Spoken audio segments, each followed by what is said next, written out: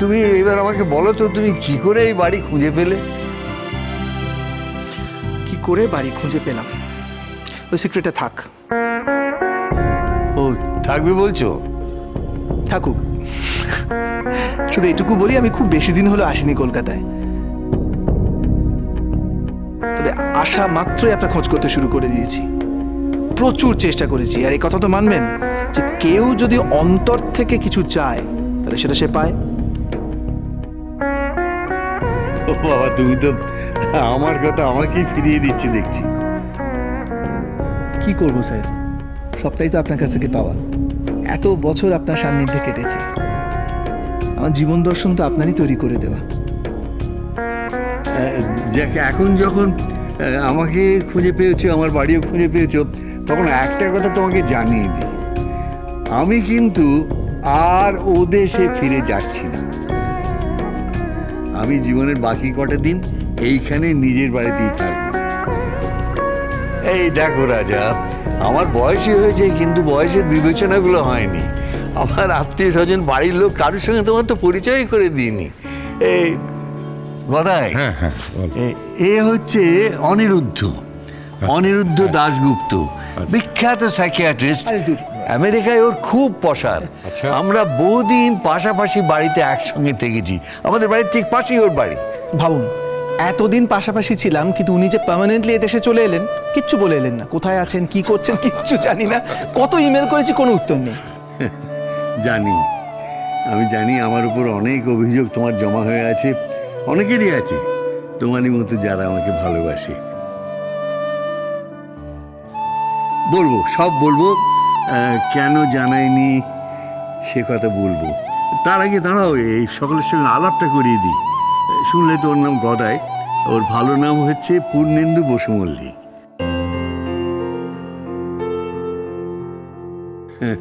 আর উনি হচ্ছেন আমার বৌমা, আমার ভাইয়ের স্ত্রী।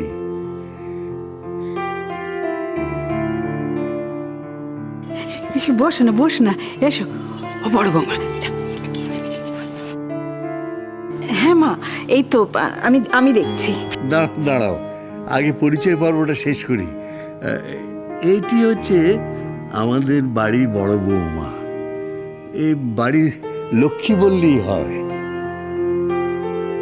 নমস্কার। অমন কিছু না, আসলে জ্যাঠাবাবু আমায় খুব ভালোবাসেন তো, তাই অমন করে বলছেন। আপনি বসুন না ভাই। আপনি চিন্তা করবেন না, আমি এত তাড়াতাড়ি কোথাও যাচ্ছি না। এতদিন বাদে স্যারকে পেয়েছি, সহজে ছাড়ছি না। কিন্তু সবার সঙ্গে তো পরিচয়টা এখনো হলো না। ওনার সঙ্গে পরিচয় করিয়ে দেবেন না?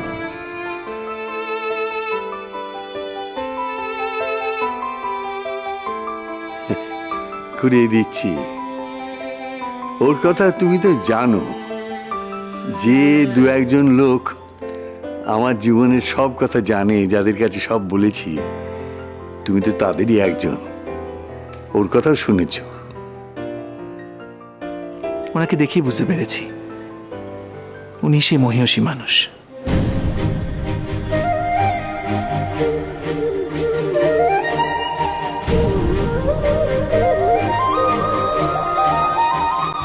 না না, ওসব কিছু নয়। আমি দোষে গুণে একজন সাধারণ মানুষ, তোমার স্যারের স্ত্রী, যে স্ত্রী বিয়ের পর দিন থেকে তার স্বামীর জন্য অপেক্ষা করে বসে আছে। সেই স্ত্রী সারা জীবন অপেক্ষা করার মতো তো জীবনের লোক থাকা দরকার। এই মানুষটার জন্য আমি সারা জীবন অপেক্ষা করেছিলাম, সেটা কি কম বড় কথা?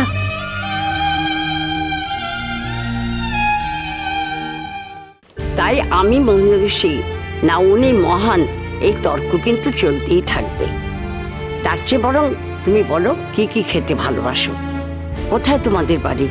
তোমার বাড়িতে আর কে কে আছেন?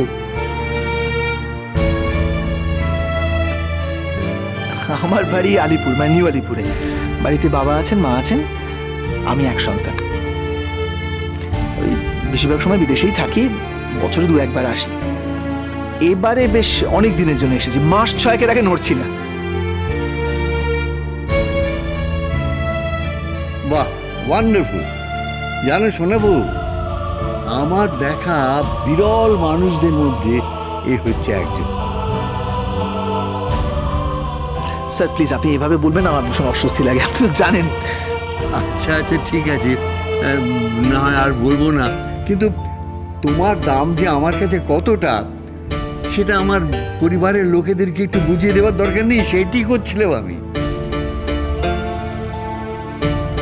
এমন সুন্দর মানুষ, এত গুণী ছেলে, এখনো একা আছো, বিয়ে করনি? হ্যাঁ, ওই বিয়ের ব্যাপারটা একটু সমস্যা আছে, তবে করবে না এমন কথাও নাই, ও সমস্যা মিটে গেলেই করবে। ও, তার মানে নিশ্চয়ই মেয়ে ঠিক করা আছে।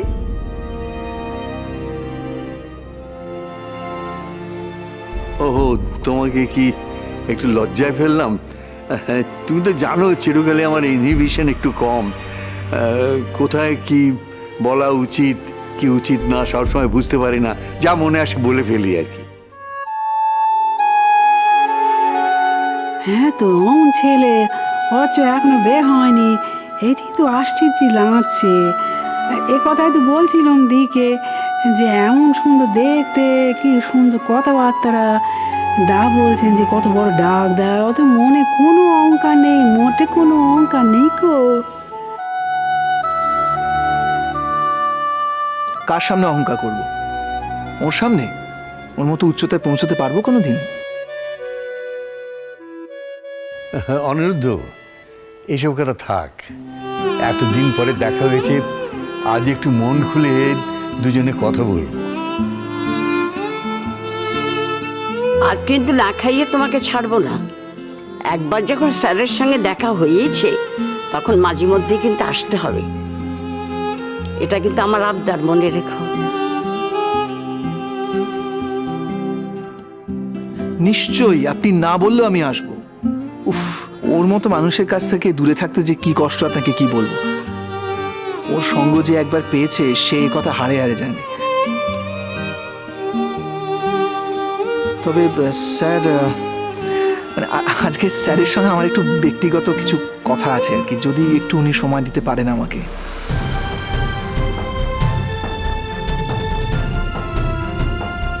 স্যার একটু সময় পাওয়া যাবে আপনার? হ্যাঁ হ্যাঁ, এখানে তো আমার বিশেষ কোনো কাজ নেই, ওই বইটই পড়ি, কখনো কখনো একটু লিখি, শুয়ে বসেই দিন কাটে। আর আমার উপর তোমার মাসিমার কড়া নিষেধাজ্ঞা, ওর অনুমতি ছাড়া আমি এক পা বেরোতে পারি না, সেই জন্য সে পথ বন্ধ। খুব ভালো হয়েছে, এটাই আপনার প্রয়োজন ছিল। আমরা চেষ্টা করে করে যেটা পারিনি, উনি সেটা পেরেছেন। আচ্ছা, তুমি যে আমার সঙ্গে কি একটা কথা বলবে বলছিলে, হ্যাঁ। চলো আমরা ওপরের ঘরে গিয়ে কথাটা বলে নিই, হ্যাঁ, তারপরে না হয় নিচে নেমে খাওয়া দাওয়া করা যাবে। আচ্ছা, আমি ওকে নিয়ে একটু ওপরে যাচ্ছি।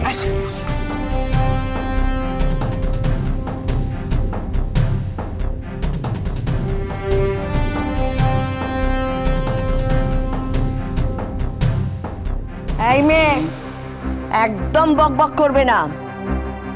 দেবিকা হচ্ছে আমার ছেলের বউ, আমার ছেলের সঙ্গে দেবিকার বিয়ে সব ঠিকঠাক। হ্যাঁ,